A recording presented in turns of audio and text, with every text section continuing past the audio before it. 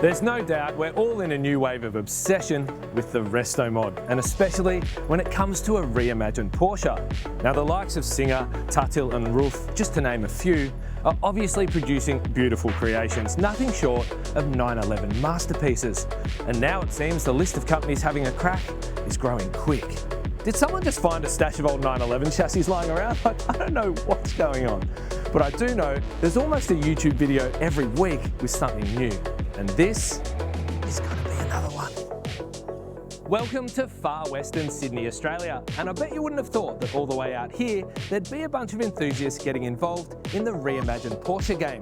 This is Corsa Automotive, and we've come down to check out their latest build.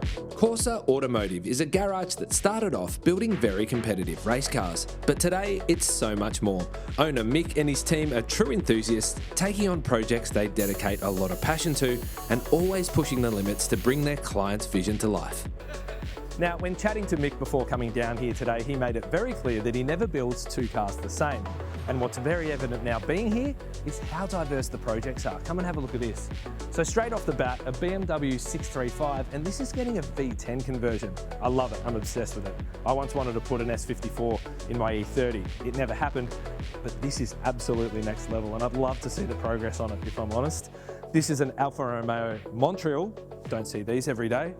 Now, without ruining the surprise too much, this is one of their 911 reimagined projects. As a work in progress, it's looking pretty epic. And speaking of epic, have a look at this, an F3000 race car just chilling here. This is an original Renault Alpine A110. That's a pretty special thing. Now, more Porsches down here, a 964 bad boy spec, one of my favorites, and this early 70s one looks like it's having some pretty serious work done to it. Now up here we have something really rare. This is an Aston Martin Vantage X-Pack. Now I had to Google what that was, but apparently it's pretty special and they didn't make many of them, so very cool. Now the boys are working, so we've got to try and not get in their way too much, but over there's another very beautiful vintage Alfa Romeo, and here is something very special. And it kind of caught my eye as soon as I walked in because it doesn't really fit with everything else that's in here. It's an 80s Land Rover, and it's getting a full top to bottom, every nut and bolt restoration. But I've just spotted the car we've come here to see. Can you see it? Can you see it? Well, it fits right into today's Restomod obsession, and it's called Enigma.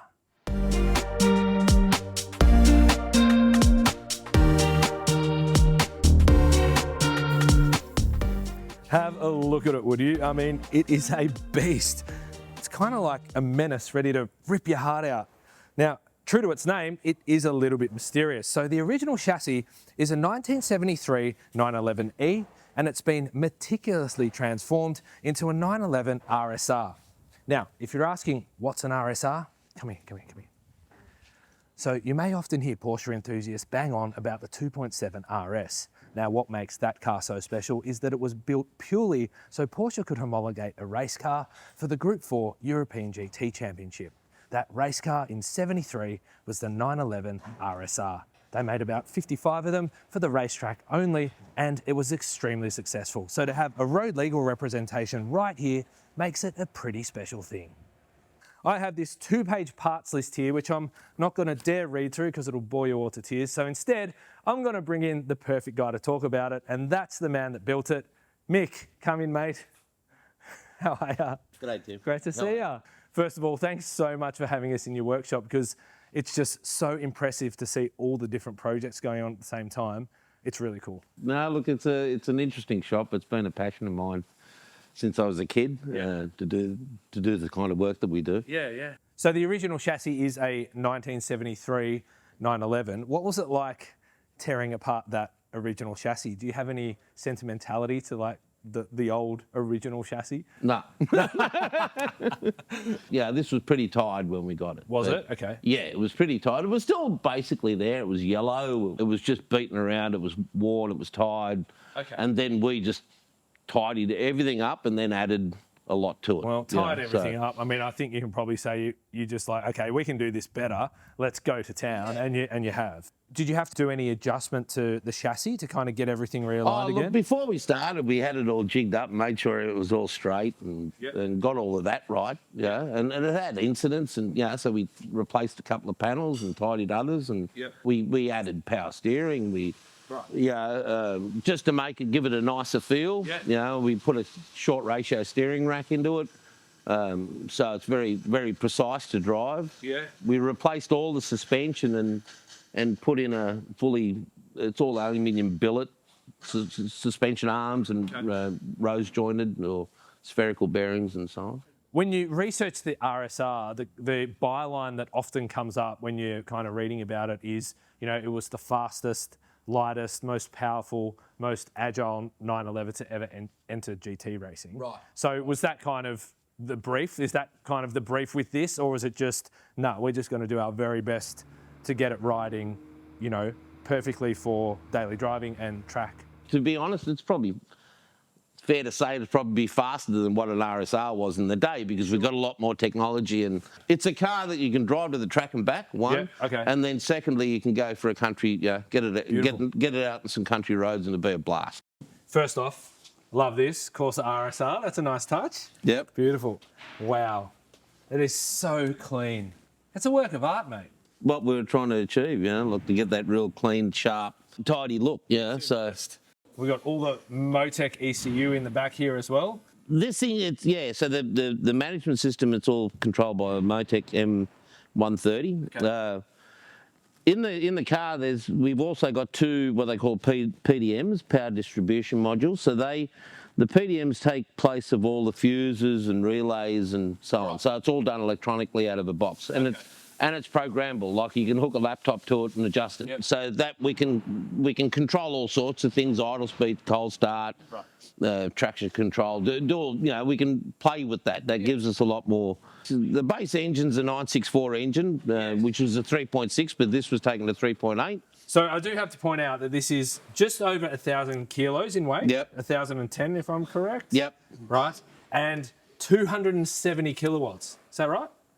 Yeah, look, I still talk old school. So in horsepower. 360 horsepower? yeah. That's right. That's it. Okay. Well done. Well, I did hear it before, and it sounds amazing too. Yeah. The exhaust system is it's your build, or you got it outsourced? It's a GT, again, a later model 997 GT3 rear muffler, but then we fabricated the exhaust system leading to it. So okay.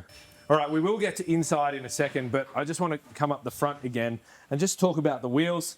I love the wheels because they're not trying to be an original RSR wheel. It kind of gives the hint that this is a little bit more than the original, and it's a bit of a hot rod. So what are they? Oh, look, they're a rotiform rim, but they're like a modern version of the Mini Light that was around in the day, and that's, we were trying to keep it all looking period, Mind you, these are 17-inch instead of what were 15-inch back in the day, but in this case here, we just wanted to fit the bigger brakes in, and due to some suspension geometry changes that we made, we had to go with the bigger rim. They fit the guards beautifully. It makes it look pretty amazing, gives it a great stance. Yeah. And I guess you probably need the rubber too. With the amount of power that you've got, you probably need to get the rubber to the ground. We didn't want to go too big a rim and we couldn't go too small a rim. So this is the smallest, only because of the other changes that I'd said that we'd carried out. But so it was a balance, The brakes are out of a 993 RS or turbo. They work well with these, with the tyres. The tyres are an R-spec tyre, so quite a soft compound. And also at the front, obviously, the very iconic oil cooler. Yeah. Was that hard to kind of integrate into the original body? We did little things like the little mesh and so on. Looks quite simple, but it was took a bit of effort. But we if you look at that and look at the mesh on the back, there, the back one's a larger version of the front one. Yeah, right. Yeah, and we made up some wooden dies and we pressed the mesh so it expanded out past the frame, and it's hard to see, but it was a lot. I can see it. I can see it. It's just that just a little bit of detail that we effort that we had to put in to try and make it just not look like standard mesh. Yeah, so, and matching it with the back as well kind of ties it all in together. Ties it all in together. Yeah. So here we are sat inside, and it is very stripped out, but I love it. It's minimalist, and I keep saying that word a lot, but it is. It's just what you need: the seats, the gear shift, the steering wheel, and some gauges. That's and this is all very nice. This dash is all very nice, and the door cards here. Yeah. They're beautiful. Is that all Alcantara? Alcantara. Yeah, that's all just Alcantara, and Yep. we just wanted something that wasn't too glossy. And the steering wheel is... look, it is a Porsche steering wheel. It's a cup car steering wheel. Oh, okay. Yeah. So same with the belts and things like that. They're all the same brand and everything as a cup car. The bonnet latches are a cup car. Yep, nice. So we wanted to try and integrate some of those touches into the build. You know? Really nice details. Yeah.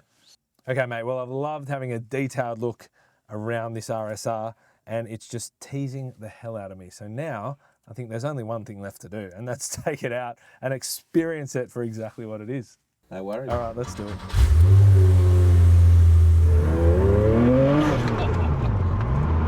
Oh my God.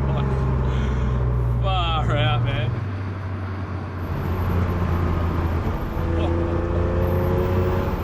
Oh, mate.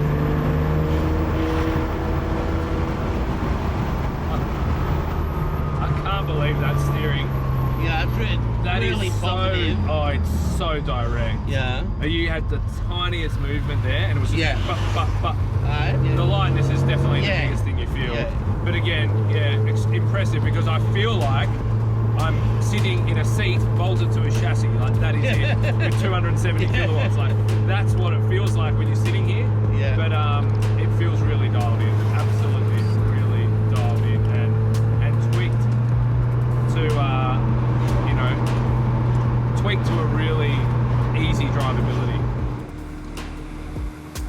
Congratulations, mate. You've built a perfect track toy, and also I'd say a Sunday cruiser, or something to take down the National Park in Sydney or the Great Ocean Road in Melbourne or any of your favourite roads. This is absolutely perfect to take for a punch around there. It will absolutely give you the passion and the driving experience you're probably chasing out there. So thanks again, man. And I don't want to get out of it. It's too fun. It's just